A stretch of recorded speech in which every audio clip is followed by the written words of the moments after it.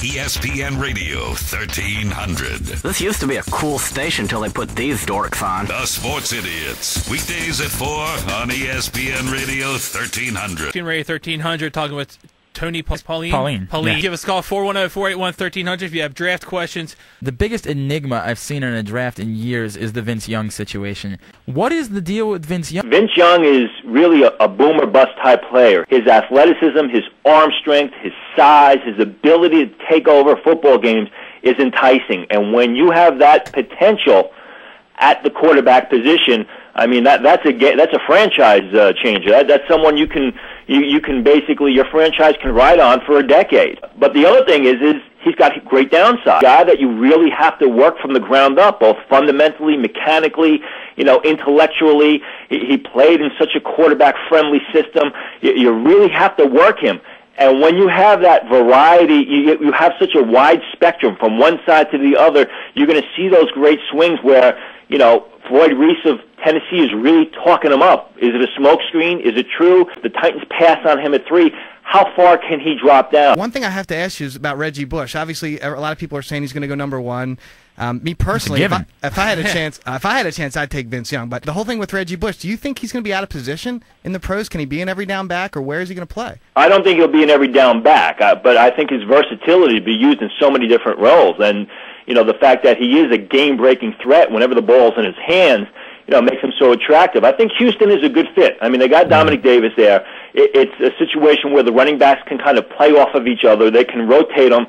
Bush doesn't have to be an every down running back. I don't think he will be at first. Maybe he can develop into that type of player down the road once he gets accustomed to the NFL. He plays bigger and stronger than he actually, his size is listed. But the fact is he doesn't have to be an every down back because, on 3rd and 5 situations, you can line him up out in the flanks. You can use him as a return specialist, and he's a game breaker there. So he does so many things so well, and he's so explosive and so quick, and he's such a game-breaking threat that, that makes him the number 1 pick of the draft, and that makes you overlook the fact that, this guy may not be a feature back. Now, you think he will run back kicks in the NFL? Oh, I think he'll definitely be a return specialist. I think without a doubt that's part of his allure is the fact that, when the ball is in his hands, watch out. Tony, as always, thank you very much. Thanks, Tony. All right. Have Tony on every day, couldn't we? Every single day we could have Tony. The guy just knows everything. 410-481-1300 if you would like to participate in this high-quality sports talk show. Brandon, you're on Baltimore's ESPN Radio with the Idiots. What's up? How you doing? How you guys doing, Idiots? What's up, Doing good, Brandon. All right, it's like my 2nd or 3rd time calling. Love your show. Cool. Glad you guys came on a little earlier. Thank you. Appreciate it. It was around Christmas. You guys were on later. Yes, that's true.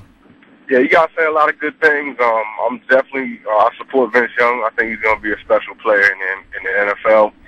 And the knocks on him, I just don't get the knocks on him. I think that his play, if he was coming for a job, his resume shows what he can do. His coach has told you the kind of character he has, the kind of determination he has. And the Wonderlic stuff, please throw that out the window. Yeah, I got to agree with you on that, man.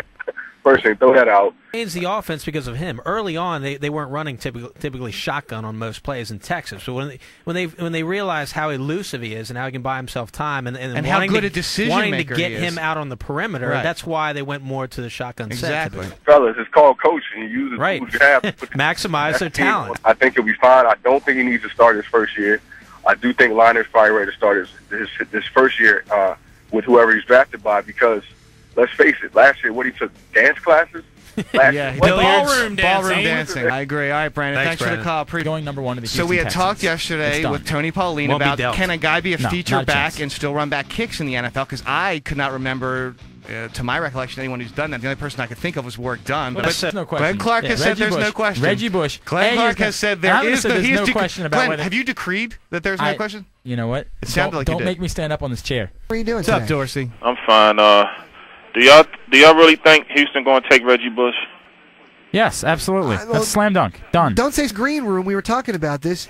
I think that Reggie Bush still is the choice, but other people are saying Vince Young is the choice. So they're paying a lot of money for it. So they will not take anybody else besides Reggie Bush. Well, if they've got that number 1 pick. Now I'm going to tell you why they're not going to take him. All right. Tell me. Who's that guy they got already? Dominic Davis. They gave him an extension. Okay, remember when they drafted David Carr? Yep. They had him signed like a month before they even drafted him. Yep. They not even talking to Reggie Bush. You know who they talking to? Who are they talking to? The guy from North Carolina State. Mario Williams? Right. If you want to talk about how many wins Steve McNair or Kyle Bowler might be worth, I think it'd be easier just to go back to last year and just look at all the games Kyle Bowler single-handedly blew. I mean, the Denver game when he was just dropping passes like an old person, a handless person with groceries. Throwing the moonwalk interception in the Denver game. I mean, the Lions game, that was Anthony Wright, obviously. I think the Bears game, he could have won that. Could have won the Lions game. Could have won one of the Bengals games. Could have won the other Steelers game. Could have won the Broncos game. Maybe 2 extra wins. I think 2 is a realistic number, though. Say 4. 4 is such a big number in the NFL. I mean, that's 25% of the season. That's an 8-game swing. Was a co-MVP versus a guy who's been in the bottom 3 in passing his entire career. Right now, what we're talking about is the Bowler versus McNair conversation. But to say that McNair would come here to get a ring, there isn't going to be any ring for anybody in Baltimore next year. Well, the Super Bowl. Let's get that out of our heads. Why do you now. say that? I don't understand. How do you know that? So the year before we won, I guess you would have said that was a lock. We weren't going to win next year either. I guess in '99 or in 2000, you would have said next year. Let's get the kidding out of our head. We're not going to win next year. You would have said that then. You don't. Were they a playoff team last year? When Ray Lewis and Ed Reed are healthy, yeah. How many Pro Bowlers? They still have Pro Bowlers on this team. Exactly. So what would make you think that they're not going to be competitive? They need a quarterback. I've heard nothing about how the Ravens are a playoff team. Ravens made the playoffs. That's the same time. Because let me tell you, the last time the Ravens were a playoff team was the same time that Steve McNair was the MVP of this league. They're a playoff team. You heard it from me. The players have no impact on what Brian Billick thinks. I hope not. Yeah, it better not. I hope not. I hope not. I hope that. Well, do you want the then players running Then you're the letting team? the inmates run the assignment. He's an employee. That's all he is. He is not Ray Lewis. Oh, so Ray Lewis is. So now you're saying Ray Lewis's input is the same as Leo Araguz's input? Absolutely. Yeah, I mean, he's an employee. It's the same thing. If you own Microsoft, do you let a janitor come tell you what to do? I mean, talking about a janitor and an $8 million company, and talking about what Ray Lewis thinks for the Ravens. You're not comparing apples and oranges. You're comparing apples to asphalt. One is a Hall of Famer and one of the best ever at a certain on position. The field. He could not be two further. I mean, one is on one millennium and one is on the other side of the world. What we were talking about was whether or not what comes out of the players' mouths influences what is done by the front office. Right. That's the question was, does he have any impact on the coach? Right. And I said he had impact on them drafting Haloti Ngata and trading up to get him. People are forgetting that the Ravens were 6-10 last year for a reason. Kyle Bowler was a big reason, but not the only reason. And now, I hate to say this because I was all getting excited and optimistic, but now that we're thinking about it, Steve McNair is not alone going to make the difference between a 6-10 team and a Super Bowl contender next year. How many losses do you want to throw on Brian Billick? Steve McNair is not somebody that you can invest your franchise in because you know he only has a couple of years left. The Ravens have to come up with a long-term answer at quarterback. The Ravens are not going to mortgage the future to take a crapshoot that Steve McNair could lead this team to the Super Bowl. Try to get through all these calls. Sounds good to me. All right, man. Quarterback, but the defense won the Super Bowl, yes? Of course. You have comparable to Siragusa and Sam Adams. Who's comparable now? They were the stoppers. No, but you're saying but that this team has Ed Reed, and that team did.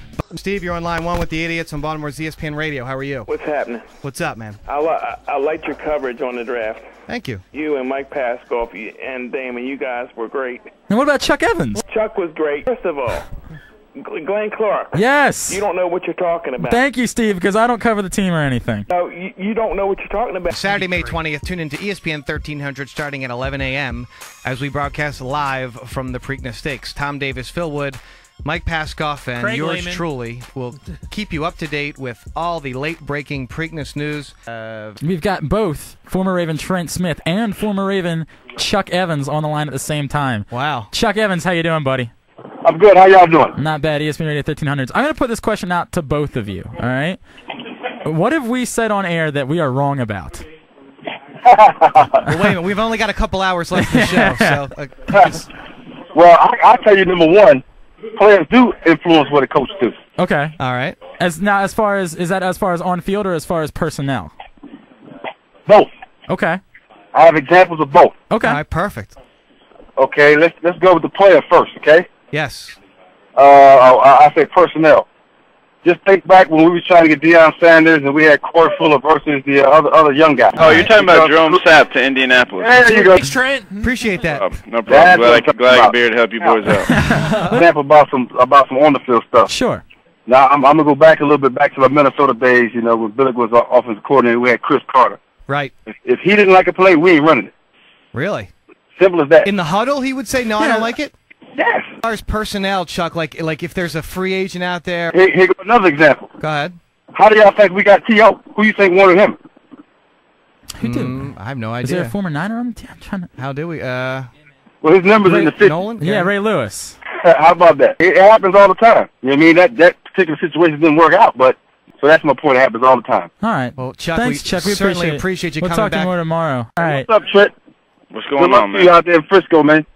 Yeah, well, I wouldn't know, man. I'm in freaking Cologne, Germany. Oh, really?